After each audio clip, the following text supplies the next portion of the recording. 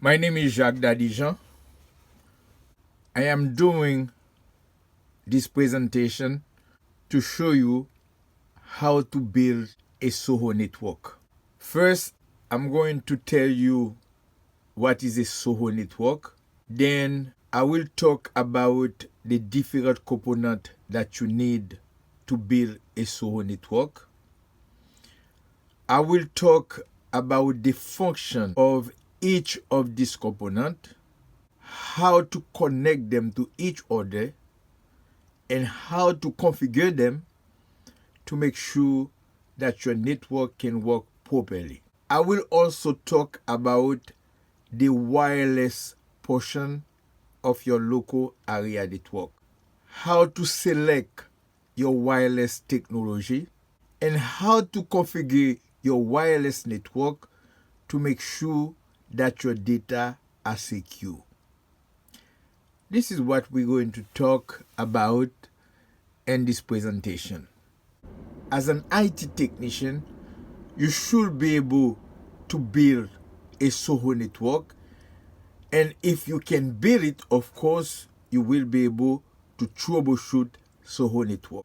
Now, as you can see, a small office or home office network is a business-oriented network. The SOHO network will have a centralized server, many computers, many printers, and other devices. And the SOHO network uses a single appliance device to provide internet connectivity. The four essential components that you need to build a network are: number one, the modem; second, the router; third, the switch; and fourth, the wireless access point. Now we're going to talk about the modem. The modem is the device that the ISP provider brings to your house that allows the connection between your network and the internet service provider. So most of the time, as a technician, you don't have that much to do with the modem, except when you are doing your troubleshooting, you will check to find out if the modem is on, because this is the modem that connects you to the ISP provider. If the modem is not on or the modem becomes defective, you will not have any connection to the internet.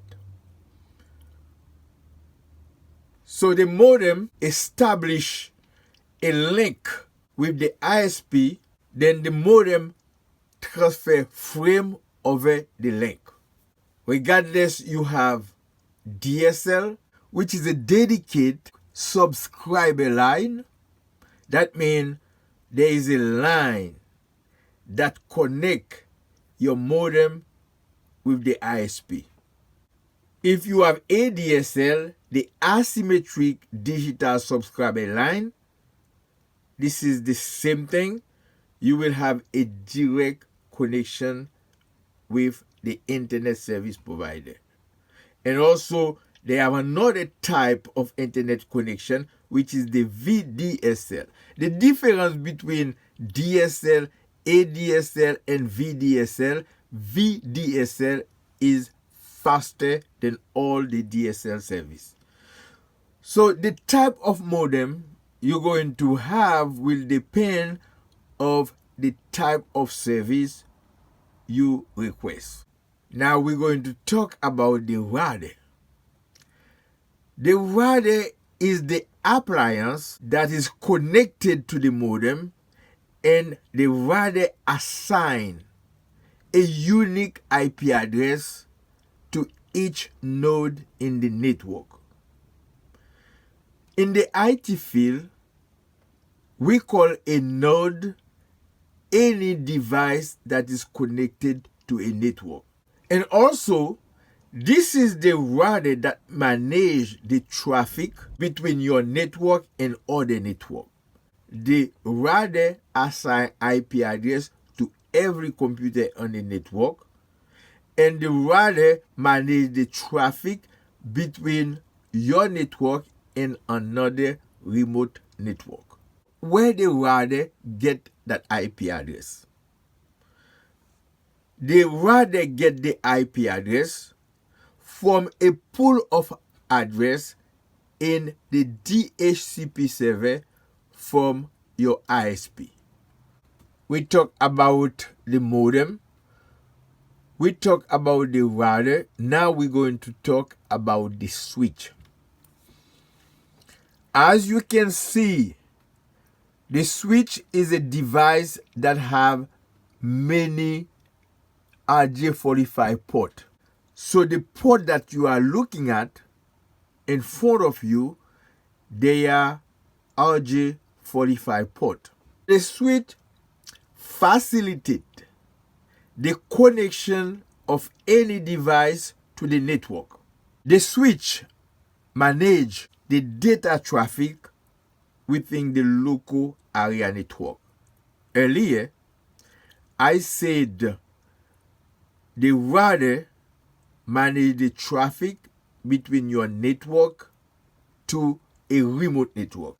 And all data that are being sent between computers in the network will be managed by the switch. This is the switch that connect computers together in a local area network. If any computer wants to send data to another computer, that computer has to send the data first to the switch, and the switch will connect the two computers together. So this is the switch that establishes connection between two computers that want to talk to each other in a network. So the switch plays a very important role. In order to connect computers together, the switch uses a technology named MAC address. MAC is MAC, Media Access Control.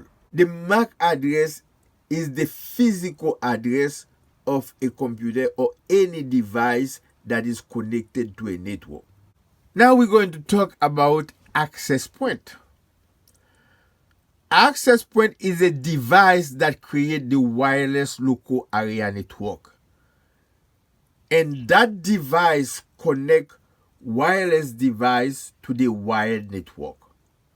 So most network will have a wireless access point. More recently, most of the internet service providers include a wireless access point and a router and a small device they send to you to connect to their service. However, it is recommended that you buy your own wireless access point. Now, if you look at in the picture, as you can see, the modem will be connected to the ISP. That means to the internet service provider, and it will connect your network to the DHCP server. Now, you will connect your modem to one port of your router. Most routers will come with 4 RJ45 ports and an extra RJ45 port with a label WAN. That means wide area network. So this is the port where you're going to connect the cable from your modem. Then you can connect your switch to any port in your router. You can connect up to 4 switches to that router. Although it is not recommended, but you can do that and the network will work. Or if you have a network that have less than 4 computers or 4 computers, you might not need to buy a switch because you can just connect your computers to the router. However, if you have many computers in the network, you have printers, it is recommended that you buy a switch. So as you can see, modem to router and router to switch, and all other devices in the network will be connected to the switch. So when you are planning a SOHO network, there are a few things that you have to take into consideration. The size of the building, the type of material used in the building, what type of bandwidth you need in your network, what type of switch you want, what type of routers that you want, and make sure you identify all the components that you need for your network based on the size of the network. You have to look at the floor plan to see whether or not it is possible to run cable on the floor. You have to consider running the cable on the ceiling. You have to consider everything that can impact your project. Power. It is very important to have enough power for your server, enough power for your router, enough power for your modem. If this appliance don't receive enough power, they will not operate in full performance. And you have to make sure those places have air circulation, because if those appliances are too hot, they will not be able to perform well. All hardware must be compatible with the network. The most important compatibility you have to look at is the speed, because the cable has a speed, the switch have a speed. If the switch and the network interface card has a speed, so the speed of the network interface card have to be compatible with the speed of the switch. The speed of the cable must be compatible with the speed of the switch, and the speed of all the device must be able to support the speed of your network. So this is very important to consider all the compatibility factors when you are planning your network. You have to consider the building code, because each city have their zoning code. So you have to consider what you can do. Like in the city of Boston, an IT technician cannot run cable. You have to pay an electrician to run the cable. But there are cities where I go to build network, I run my cable without any issue, because that specific city does not have any zoning regulation about data cable. There are a lot of considerations you have to make when you are planning a network. The access point must be placed in an area where it will provide the strongest signal to reach all the wireless devices. However, there are times you have a very big building, one wireless access point will not be enough to cover all the area. So at this point, you might decide to put other wireless access point. It is recommended that you place a wireless access point in the middle of the building, but not all the time it is possible.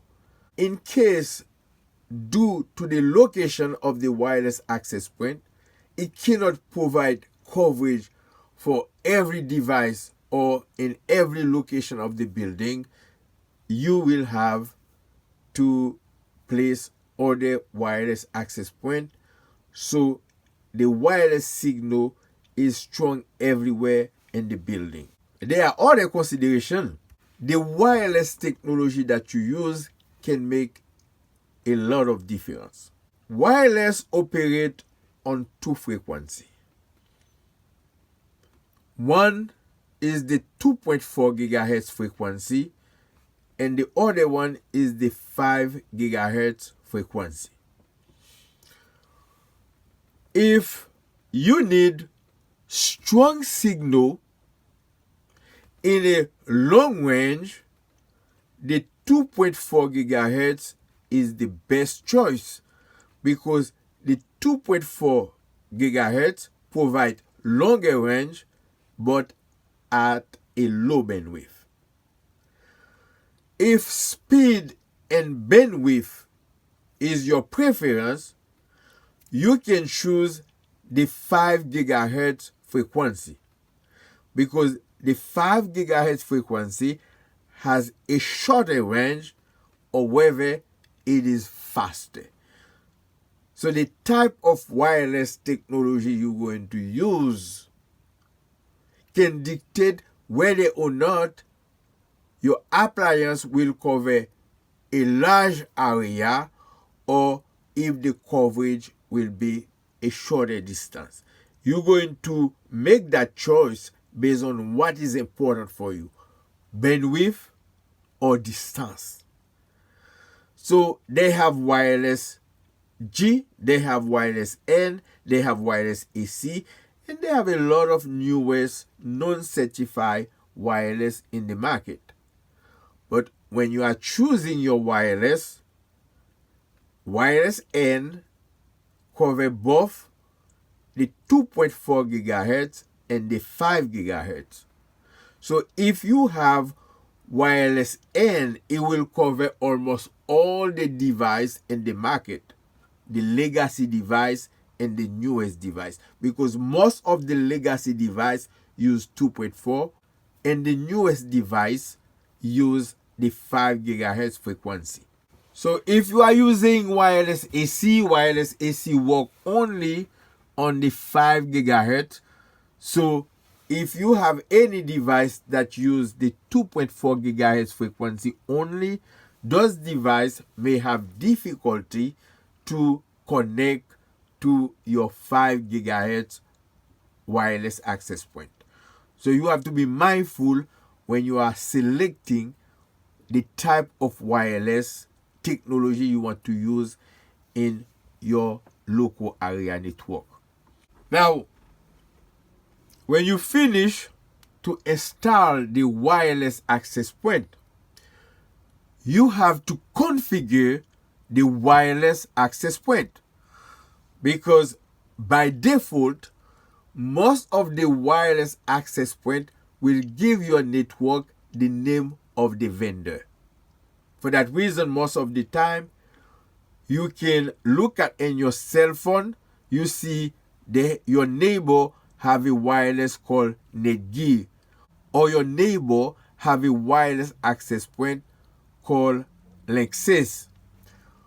More recently, the vendor encourage you to select your custom name for your network. But if you have an older wireless access point, by default, that wireless access point will adopt the name of the vendor as the name of your network. So you have to set up a SSID for your network, which is the name of the network. Then you have to enable the protocol that will provide encryption service to protect your data. What is encryption? Encryption is a technology that scrambles data, so the data is protected in case the data fall in the hands of an unauthorized person. There are many types of encryption, but the best one, the strongest one, is WPA2. So when you select a protocol to protect your wireless network, make sure you select the WPA2. There are two other wireless technology you can use to protect your data. One is the first version, which is the WEP, that cannot protect your data. And they have the WPA, which is an upgraded version of the WEP. The WPA wasn't that bad. It didn't meet all the wireless security requirements. So they built on the WPA at the Advanced Encryption Standard, AES, to the WPA, and this is where the WPA2 comes from.